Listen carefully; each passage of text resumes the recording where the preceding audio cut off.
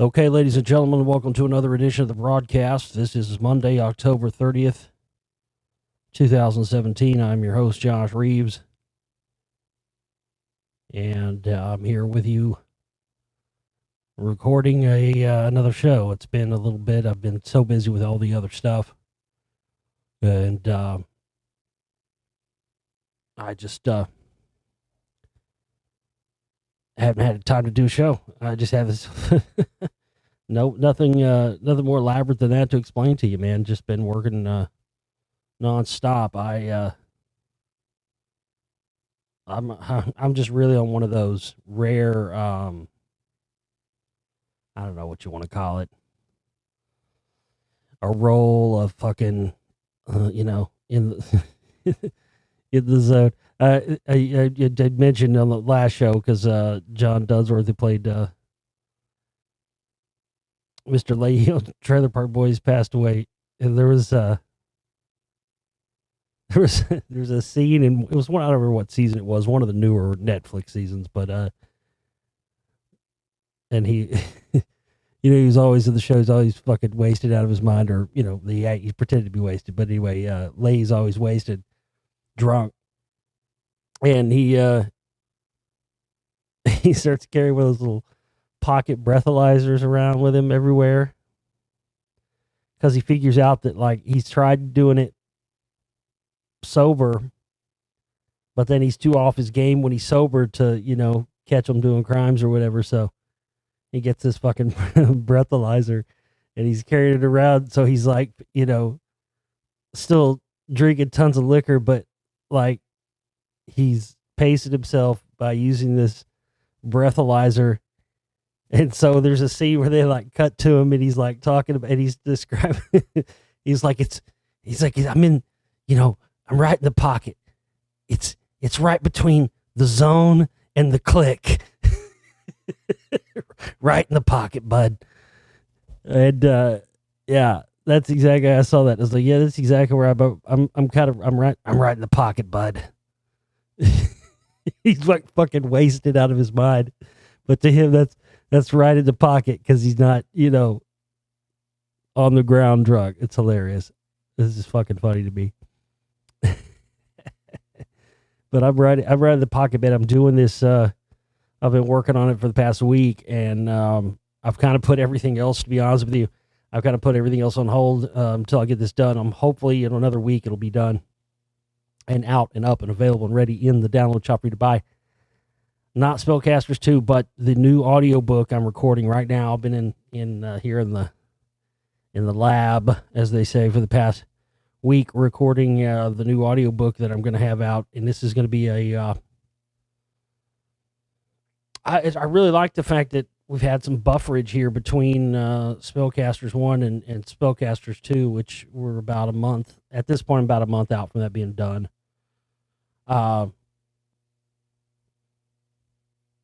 And I'm really glad now that I've done this audiobook, because this is not a book I ever read before. So it's one of those good ones where I'm reading it, and you're getting my 100% unfiltered, honest reaction to the stuff that I'm reading as I'm reading it, because I've never read the book before. And I as I said, just from the title and seeing what the subject of it was about, I knew it would be the perfect sort of thing. And boy, was I ever right. I mean, beyond right. I mean, to the point where, I mean, really seriously, this audiobook, you got to get it when it's done. I'm hoping it's going to be done and out maybe by the end of the week, maybe by the weekend. I'm not really, that's what I'm shooting for, but not much longer than that. But I've just been knocking out chapters and do this. So that's another reason why I haven't had as many shows, because, to be honest with you, after I've been doing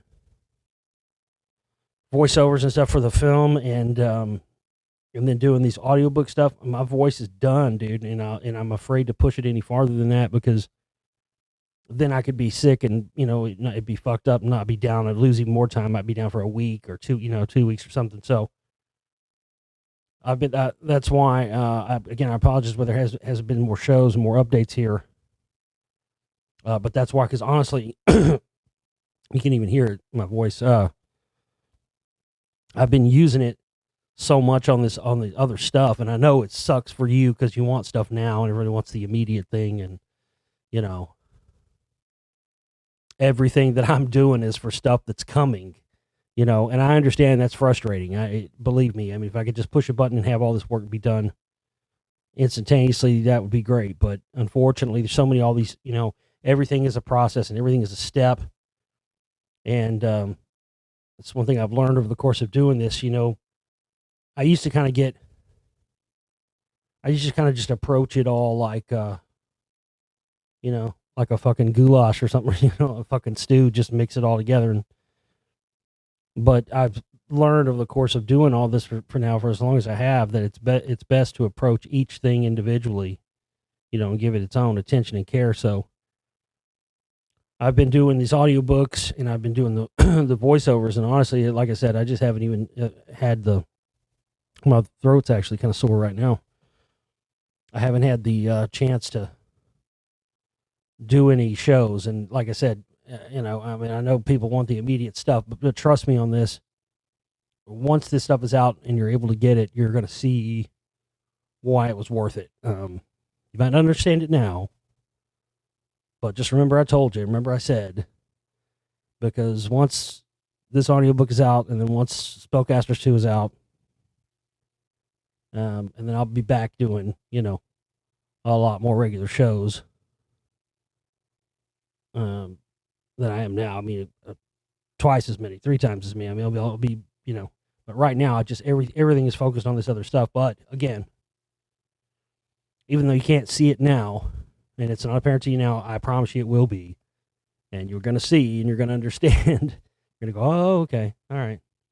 I get it now. I see why he was not doing as many shows and focus on this, because it's really huge stuff.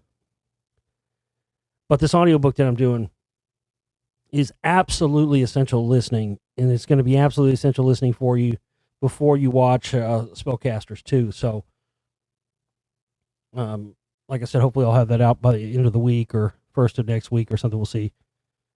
And then I'll jump back on finishing Spellcasters 2 to hopefully have it out in another month or so. But yeah, as I said, this audiobook, man, already what I've already done and read on the book and recorded, there's a lot of vital stuff in here, and a lot of stuff that is just going to be essential to understanding all the, because a lot of it ties in, but it's going to be a real big help to me, because then there'll be stuff that, I won't have to, because there's so much info, man. There's no way I can get all the info that there is and exists on this subject into this film. It's just not possible, even though it's going to be two films in one, essentially.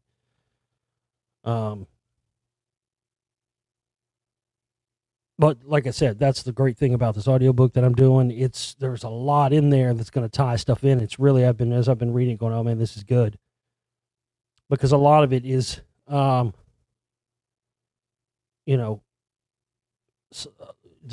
real sort of, some of the deeper elements. Sometimes you don't really have time to show in a movie. You don't have time to go into all these, 40 or 50 years of the history of COINTELPRO and all the rest of this stuff, where it's just minutia, even though if you've seen any of my films, they're still jam-packed full of detail and info, and it's just, that's when everything is in my films is just jam-packed. It's info after info after info. I don't fuck around with time-wasting bullshit in my films. I try. That's all my biggest concern trying to make a film, is making sure I get everything in there. I don't have time to waste on. I watch these films and some documentaries. Sometimes I'm like, where the fuck do you get the time? It's just because they're so limited. That's the reason why you see that shit in a lot of documentaries, where it's just stupid time wasting bullshit. Those are the people that are fucking funded and controlled by people who have a say in what they put out in their films.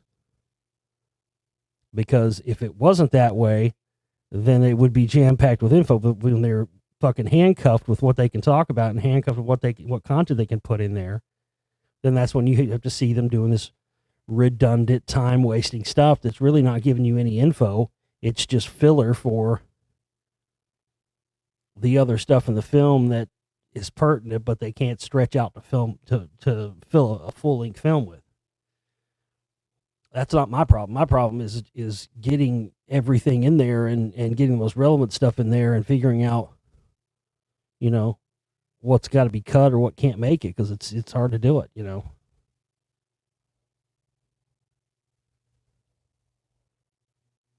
But I'm definitely, it's definitely been mind-blowing how important this audiobook is going to be, and how it ties in with what I've already presented here. And it also has stuff in it that affirms some of the theories and some of the things that I've just thrown out here on the show. And this book actually shows evidence of some of the stuff I've kind of theorized about, goes in detail into it. So yeah, I'm totally excited for you guys to hear this and ready to get back to work on that. So again, I don't know how, I've got various things to talk about with you here tonight. I'm just going to go till I can't go anymore. I can't promise you this will be a long show, or I don't know how long or short it'll be, but I will get into some various topics of discussion and whatnot with you. This is our fundraising week, and it is one of those sort of short fundraising weeks because the first falls on Wednesday this week. I want to thank everybody out there who has contributed so far this month. We actually had a better month so far this month than in previous months, and we've already raised a good percentage of our operating cost goal. We only have about somewhere in the neighborhood of like $1,000 left for our monthly operating cost goal, which we need to raise by the end of the day on Wednesdays. So again, just check the comment section here in the video and the information section of this video on YouTube, and also check out the Global Reality Radio Network Facebook page. Give us a like over there, and be sure to check back on that regularly and look for our posts. That's where we post all of our relevant updates for the fundraisers and stuff like that. And also the Josh Reeves Filmmaker Talk Show Host Explorer page, all on Facebook. I don't do Twitter and any of that other horseshit. But if you can't find the links to donate on my website, because they don't get updated regularly anymore, that's where you find the links to donate. If you still can't find a way to donate, you can use the donate button at my website, theglobalreality.com. Where you'll also find the download shop that has all of our films, audiobooks, all that stuff is in there. If you haven't seen the Spellcasters or Spellcasters 1.5, you need to go in there and get yourself a download now so you can be up to snuff before this new audiobook comes out. I would suggest doing that. And if you use the donate button there at theglobalreality.com, you can also, it's through PayPal, but you don't have to have a PayPal account to do it. So to use it, you can enter a credit card, debit card, or like a Visa gift card type thing. You can use that. So you don't have to have an account. Anyway, we've got to reach 100% of our operating cost goal by the end of the day on Wednesday. So please go and don't make us wait till the last minute and get to where don't know if we're going to make it or not. Go ahead and start getting your contributions in now. And everybody who contributes $100 will get their name in the special thanks, or name of your choice, whatever name, or no name at all. But if you donate $100, everybody that does donate $100 will get their name in the special thanks credits of the Spellcasters Volume 2. And you will also get a free 3 free downloads from the download shop. And yes, you may actually save one of those and use it for when the new audiobook comes out, if you like, if you donate $100 before the end of the day on Wednesday.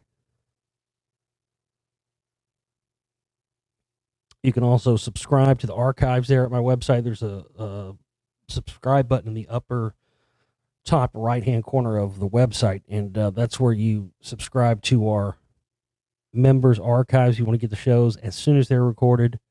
Within minutes of being recorded, they are uploaded there. That's where they go first. We will be making some changes very soon. I'm waiting to do all this stuff after I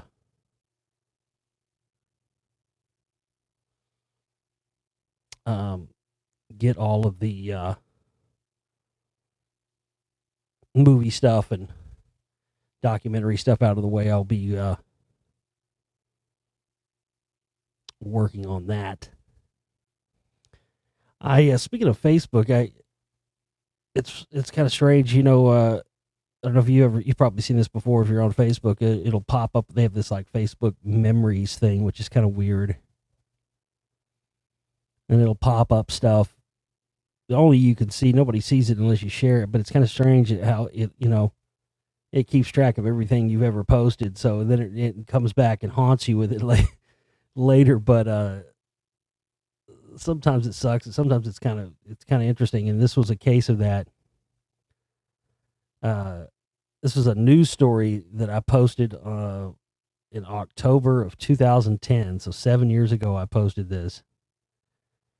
And I thought it was interesting, maybe more interesting than maybe I even did at the time, considering what we've seen now. And it says, local news stations training psychological ops soldiers.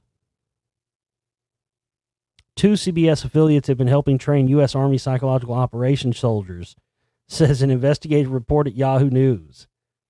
According to documents obtained by John Cook through a Freedom of Information Act request, WRAL in Raleigh, North Carolina, and WTOC in Savannah, Georgia have both hosted psyops soldiers as part of the Army's Training with Industry program. The soldiers use WRAL and WTOC to learn broadcasting and communications expertise they could use to apply in their mission, as the Army describes it, of influencing the emotions, motives, objective reasoning, and ultimately the behavior of foreign audiences. Yeah. They need to add domestic in there too, because that's exactly what this stuff is.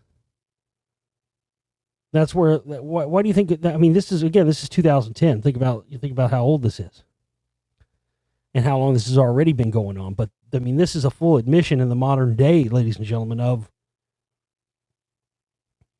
them training psychological operations people on how to broadcast, how to be broadcasters. So, when you look at that in terms of the modern day stuff in podcasting and, some of these people who were, never hosts of anything, and all of a sudden they're hosts of these shows and podcasts and stuff all of a sudden. And then you see them, I'm not going to name names. It's easy for you to figure out who these people are. And then you see them starting to steer the way people think about things back towards these, the sort of the official line. They oftentimes they'll pose as I'll just say one right off the bat, fucking Joe Rogan. Joe Rogan's fucking A number fucking one, dude. That dude had.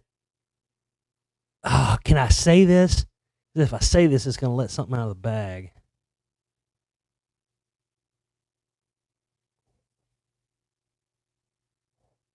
Damn it. Well, okay, I'll just say it like this. If you figure out one of these earlier, I'll put this as a major clue for spellcasters too, and you're going to figure this out. And something I've been sitting on for a while. All I can tell you is that Joe Rogan earlier this year had on he had 3 of my major suspects in this whole spellcasters and this research and these films and all this investigation. He had 3 of the major players that I've fingered involved in this stuff. He had them on consecutive days, one right after the other. I mean, I got to tell you, and then all the fucking Scientology stuff, downplaying Scientology. Oh, it doesn't sound too bad, and I mean, the guy, he's an absolute agent. He's been friends with fucking. There's no question that he's most likely a Scientologist, or at least a maybe not absolutely. See, that's like I show you in Spellcasters 1.5. That's what this whole um you know free zone Scientology stuff. This is how these guys are getting away with this. And that's why you've got big name people who still go through the OT levels of Scientology and still get the perceived benefit of this, which of course we know is opening you up to control from demonic energies, because the whole thing's based on black magic. I mean, that's all it is. It's black magic that tricks you into believing it's religion so that it can control you. And by control you, not just control you in the mental sense, or the sense that that MK Ultra saw. That was the whole boost. That's why do you think Elron got to, that was his reward. Scientology was his reward. That's why he got away with all that stuff for so many years. And what, they make it out now and tell this, and they try to tell this narrative of, oh, he was hiding out from the government. The government was out to get. No. Anytime they're high level operatives that do their work for them, but also that work puts them in the eye of the target of the general public or whatever. They always put them in, kind of the equivalent of like witness protection type things. That's why you see a lot of the fake deaths. They put them on, they put them under different operations where they're working undercover or secretive stuff like that. So that was absolutely the thing that Elron gave the MK Ultra program, from his knowledge of the Crowley stuff, and of course the Babylon working ritual and whatnot they did with Jack Parsons. This soul cracking and being able to, as you go up and open up the subconscious more and more for control, this was something that was even beyond, and just took, the whole possibilities of what MK Ultra was seeking through the use of psychedelics. They were using, trying to find anything they could do. But the end goal was to take a person who could be programmed to do anything you wanted to do, to the point where that person would, in the most optimal cases, wouldn't even know they were being programmed to do it. And this is the key thing that we have started to see. I mean, you can look at Oswald. I mean, just possibility that's what happened to Oswald. The Las Vegas shooting guy. I mean, look at what's going on there. And then on top of all that, all this, all the other black ops stuff that they do around those things. But absolutely, that's what, that's what Elron, because he was, going and learning the actual stuff that the Nazis tried to do. They were into black magic and using LSD and all that stuff too, and they were trying to create robotically controlled, soldiers, weapons, and they had not mastered it yet. They had started doing it, but of course, as I talk about in the Spellcasters, I think Hubertus Strughold was one of the guys, and he was Project Paperclip. He was brought over, so basically the Nazis had started it, and they had started the first trials of using black magic. Look at this stuff.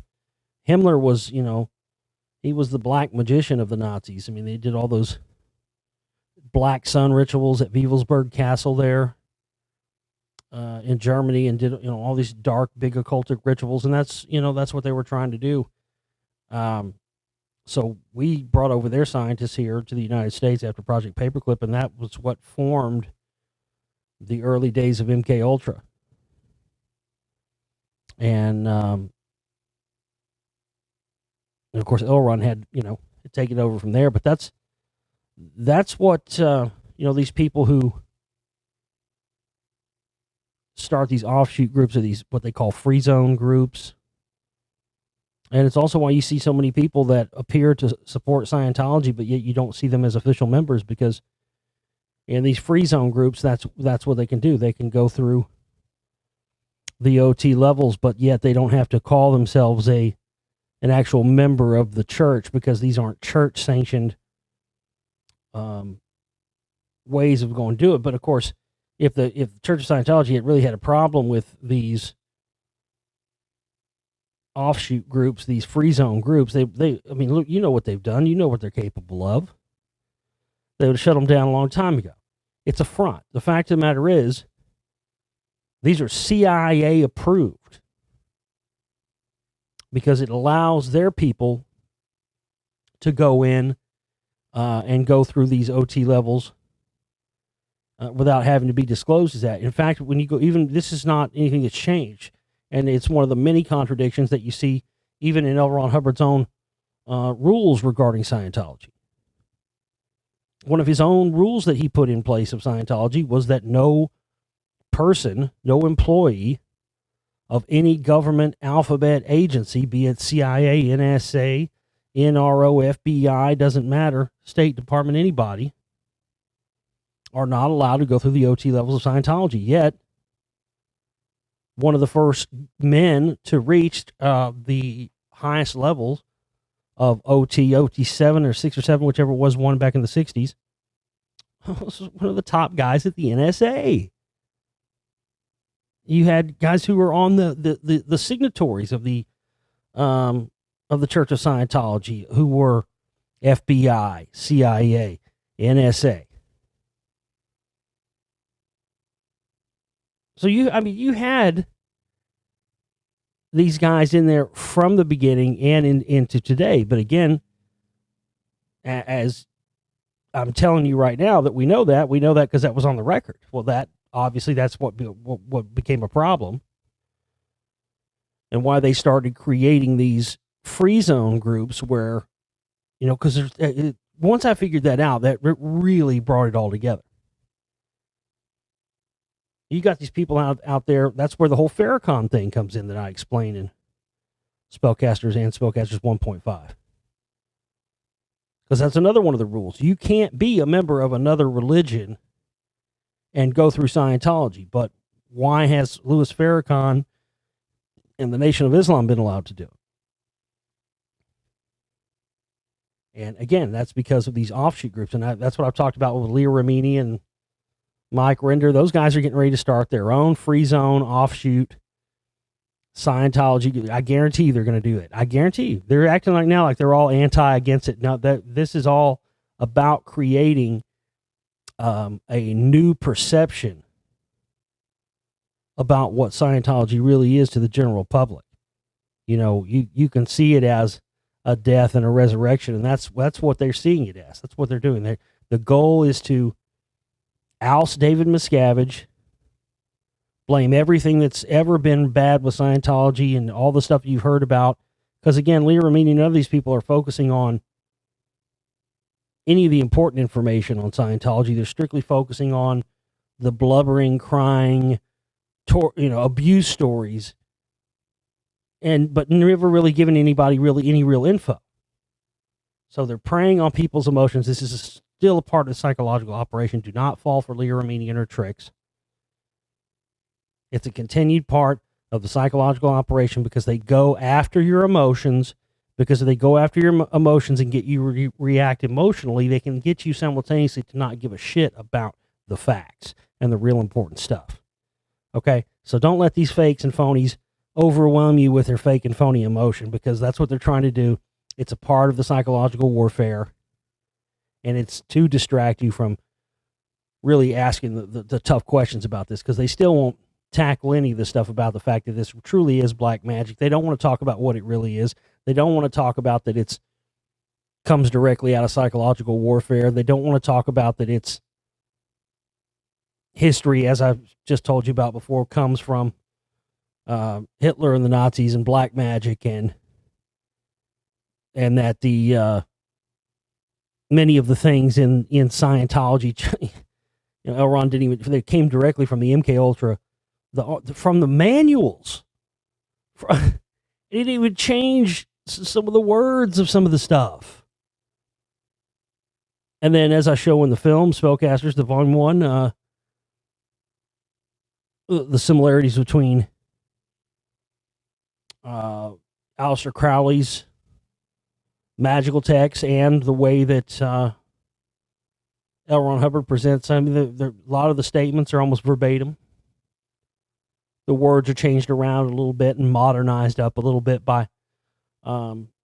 Ron. But as I show you in the film, because I show examples from both, he's essentially saying the same exact thing. And he even numbers his work starting with 0 as Aleister Crowley did. So those are the things that they won't focus on, and they just want to show you, oh, they broke our family up. Well, what did you expect? We know that's what they do. We know we don't need a million shows of past horror stories of bad shit. We know they do bad shit. But this is, again, they started for many, many years. You couldn't even talk about or expose Scientology. Why all of a sudden over the past few years has it been okay for everybody to start making movies about it? It's the same thing with all the stuff going on with all the Hollywood stuff and Weinstein and all these, everybody's known Hollywood's full of sleazeball scumbags and motherfucker. How many times, I got to gloat about this. I'm sorry. It just reminded me. I how many times have I told you, goddamn, how many of you out there listening know what I'm talking about here before I say it? I'm vilified. That motherfucker, Kevin Spacey, how many fucking times have I told you all here on the show he was gay? Man, I've got so many arguments about people with that shit for years. It's been known for decades that dude is a gay fucking deviant. He and not deviant in like, you're a deviant if you're gay. I mean, like, he's been caught. Him and Bryan Singer, the director, the guy who did the X-Men, who, by the way, is also doing the Queen movie now, which, I'm sure it's going to be good. It's just, it's hard for me to get over the fact that him and Kevin Spacey both, multiple times. It's funny how some people in Hollywood get away with it and the other ones don't. They got multiple times caught with 13, 14-year-old boys, gay sex parties at Bryan Singer's house. That came out in the news years ago, and people nearly batted an eye about it. But it's just funny how some people get their they're doing what they're doing to Harvey Weinstein, and then other people, they still have careers. But I just thought it was also hilarious that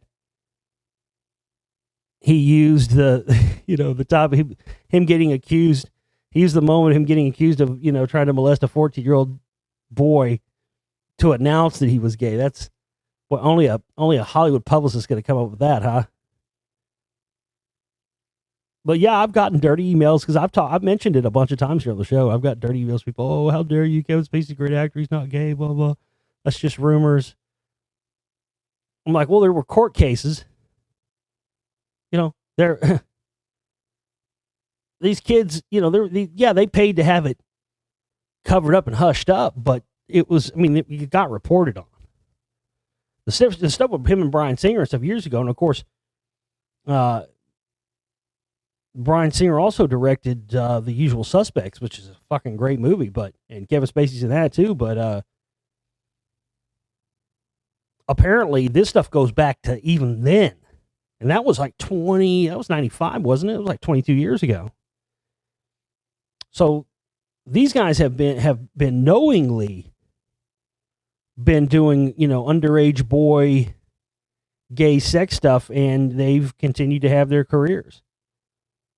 But as I talked about in the last show, it's just like the Bernie Madoffs. Do you think Bernie Madoff is the last and only motherfucker to do the kind of Ponzi scheme shit?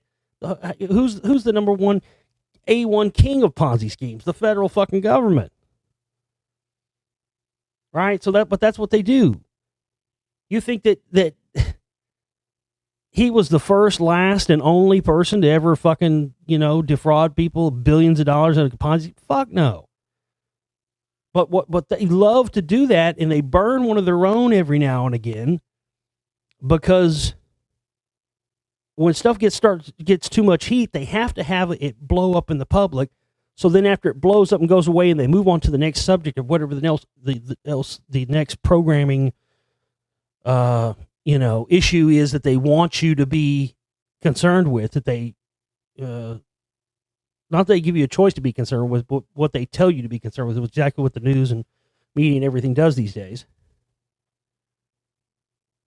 But once they do that, then in a lot of people's minds, and then as a general public, once you have a big thing like that happen, they think that that's it. Just like I talked about with the Penn State thing, Joe Paterno and all that shit. You think that's the only time that shit like that has happened? You think that shit's still not happening now? But you don't hear about it. You don't hear anybody making accusations. You don't hear anything about it at all because, again, they decide when you're going to hear about it, and they use these things and bring these things out at times when they need massive distractions. Let me ask you this. You know me. You know how I got my start in all this. A lot of you who've heard me in interviews have heard me tell my story and heard me talk about what one of the first things that got me involved in all this stuff was. What was it? JFK, right? How many times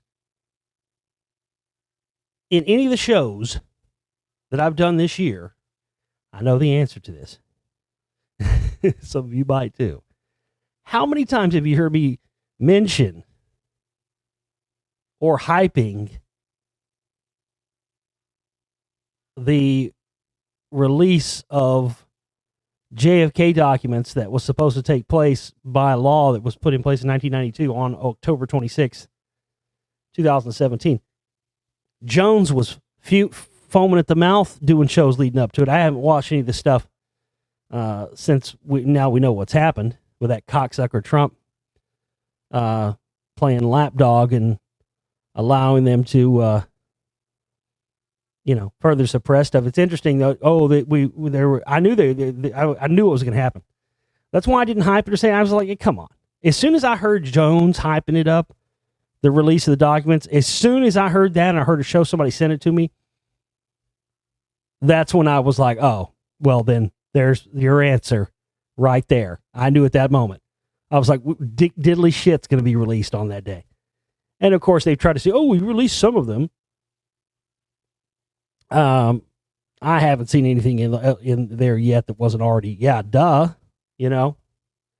Somebody sent me an email and said, "Oh yeah, one of the things that came out was J.D. Tippett, Officer Tippett, of course, who was the Dallas police officer that Oswald supposedly shot in Oak Cliff on his way over to the Texas Theater before he was ascended upon by more police than anyone all at once for somebody, who they didn't even know had really done it, had no eyewitnesses or anything else. Just hilarious. What a total setup." Anyway, I guess it came out that J.D. Tippett guy was a John Birch Society member. And somebody sent that to me, and, but that doesn't tell us anything we don't already know. I can't remember the guy's name. I've got his book somewhere. It's one I need. It's really, really hard to find. I can't remember the guy's name. I tell his name in my film, The Secret Right, Volume 2. He wrote a book all about this, and it's goddamn hard to find. I mean, hard to find. And if you do find a copy, oftentimes they're like $150. I can't remember the guy's name. It's in Secret Right, Volume 2. I think I've got his book here somewhere. I need to go through my stack. Maybe I'll put that on the list of one to do as an audiobook. But this guy was a confidential informant. He was a fucking undercover FBI. And in his book, he talks all about how, and he went on the record for this, this guy was a federal Bureau of Investigation employee, and they've done everything, and still to this day, most people I can't remember the guy's name. I'll find it later. But again, you can look it up and watch Secret Volume 2. It's in there. They've tried to suppress him because he didn't tell them, he was just doing his job, man. The guy's supposed to go in there and tell him what he saw. But when he did his job, the CIA started to realize, oh, he did his job a little too well because he just unfolded our whole operation.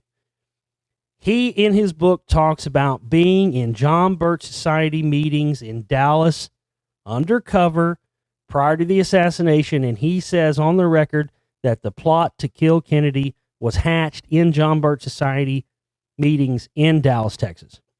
And one of the main guys who was in the John Birch Society at that time was fucking H.L. Hunt, who went on to provide the seed money and the startup money for the formation of the Council for National Policy in 1981. Okay?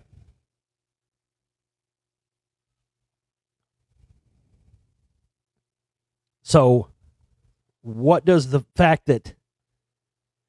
whole thing with Tippit tell us? Why is it relevant that, it's relevant that if what this FBI undercover guy said about, and all the evidence points in that direction, that the plot to kill Kennedy was cooked up inside the John Birch Society, and Officer J.D. Tippit was John Birch Society, that right there tells you that he was sacrificed by somebody else in on the plot to further the case of Oswald just randomly shooting people. In this case, a Dallas cop.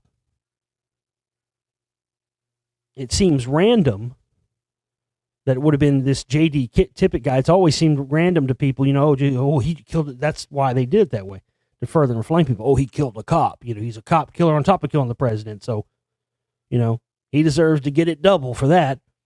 Meanwhile, this guy, there's a whole reason why that guy was there, and even in the presence or even around Oswald at that time, is because he was in on the plot, and somebody else in on the plot saw that, this sacrifice needed to be made of J.D. Tippit in order to further sell the Oswald narrative. So that's what makes it interesting. But, yeah, you didn't hear me doing any stories hyping it up and go, oh, I can't wait for the reveal. Come on, y'all. Did you honestly think that I, of all people, thought that they were going to let anything be released? If you understand the real truth of this, and I know many of you out there do as well as I do, you for a minute weren't fooled thinking they were, my God. And they told you why, too, and that was exactly why. Oh, there's still people, really? See, back in 1992, again, life expectancies were even shorter back then, A lot of these fucking guys, man, have lived longer than a lot of people thought they would back in 92 when they passed the law for this stuff in A number one. The first A number one guy that's still alive that comes to mind? Poppy Bush. And I'm willing to bet $1 to donuts that he is the absolute one of them, but I would say top on the list of the A number one reasons why a lot of that stuff has not been released yet. Because I honestly don't think they thought Poppy Bush was still going to be alive in 2017. Nobody could have predicted that. He's old as fucking death. What was that shit? And now, and some of that shit that's coming out, I would never defend that cocksucker for a minute, but this stuff where they're coming out, these women are coming out saying he, grabbed their ass or something. Man, I think there ought to be a little bit of a moratorium put on some of this stuff.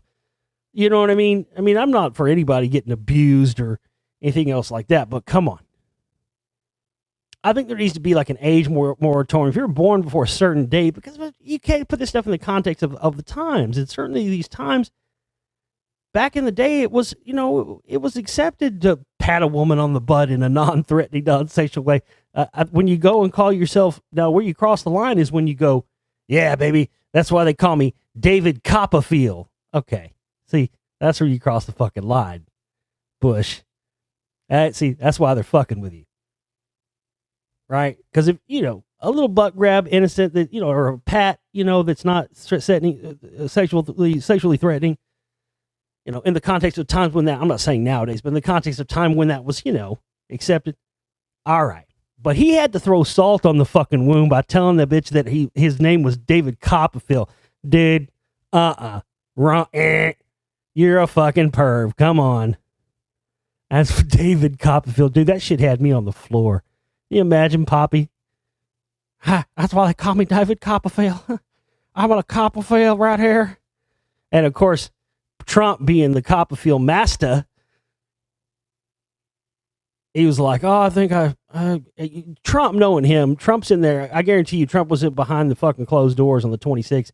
He was in there with the CIA and the rest of with the documents going, now look, I guarantee you he cut a deal. You know that deal-making son of a bitch. Because he was making tweets the day before saying he was ready to see him. That cocksucker, he went in there and was like, all right, here's the deal. You guys show me let me see this stuff. I'm the fucking president. Let me see the secret documents. So I can know this stuff for myself and tell my butt buddy Alex Jones next time he comes over to loofah my stretch marks again. And then I won't release the rest of the documents until maybe sometime next year or something like that. Do we have a deal? Do we have a deal or not? If not, get the fuck out of my office. I'm the fucking president here. He does have a little bit of that. Jersey mobster in him, when he talks a little. You got to add a little bit of that. I can't really do a good Trump impression, but I just kind of get close to, hey, get the fuck out of here. He's kind of mafioso,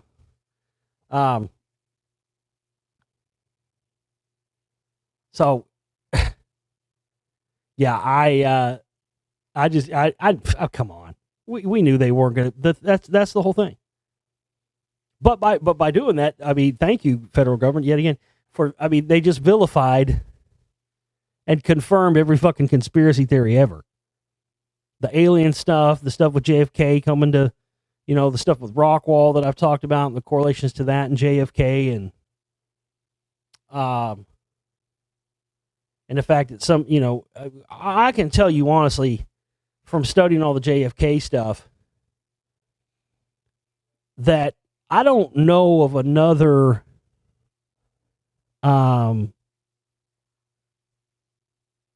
person. I can't think of anybody else. Honestly can't. Not saying there isn't any. But going through the list of all the relevant people alive during the Kennedy assassination, I can't think of anybody else that's alive except Henry Kissinger and Poppy Bush. I mean, so obviously, when you know what you know about those two and their involvement, and the fact that they're really the only two left you can really think of that were alive during that time and that were in any position of power, it's pretty clear to see whose names were in there and that being a big part of it. But that motherfucker Trump, he was in there. All right, let me see it. Then I'll allow you to go in and cut all the good shit out before I get to see it. But I get to see it first. No matter what, I get to see it first. I get to know. It'd be interesting to see. But yeah, I had no illusions any of that was going to. That's why, at first I was kind of like, oh, it'll be interesting. There probably won't be anything we don't already know. But, yeah, as soon as I heard fucking Jones hyping, I was like, oh, yeah, well, we can almost guarantee if he's hyping it and going crazy about it, we're not going to get shit. Because they're going to further use that to further their agenda and to further their, what their grandmaster plan and all this stuff is. And it's just important to me to continue to do whatever I can with all this information, everything to keep, to keep people from further buying into this stuff. But I mean, I think a lot more people definitely have Jones figured out now than they used to. That's for damn sure. I've got so much more to talk about, but I'm going to end it here tonight and then regroup for a show, hopefully for you tomorrow, and get into some of the other stuff I wanted to talk about tonight for you then. I want to thank you all for your continued support and for your patience as I continue all my tireless work on all these projects with the new audiobook coming out and then Spellcasters too. As I said at the beginning of the show, once it's all done and it's out, you're going to see what all this work and sacrifice has been for. So it really is exciting. There's lots of irons in the fire. I'm excited for what the future holds. But we've got to get those operating costs covered. So as I talked about at the beginning of the show, make sure and get your contributions to that in for us ASAP. All right. We'll see you next time, folks. Take care.